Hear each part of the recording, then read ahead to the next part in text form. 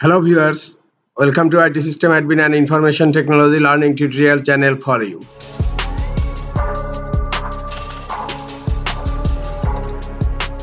Today in this tutorial I am going to show you how to remove all files and folders in one command on Red Hat Enterprise Linux 8. Sometimes it becomes very important for you, so don't forget to watch full video.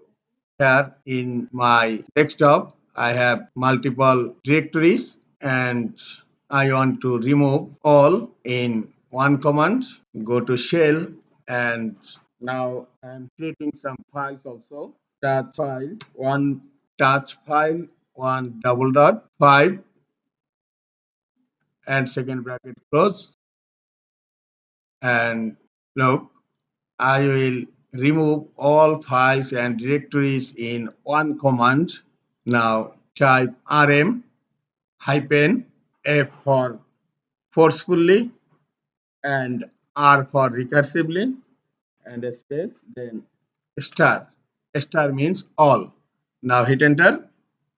Command is executed and look, all files and directories are removed from one command. This is all for today. Hope this tutorial is helpful for you. Keep watching for next tutorial. Thank you very much.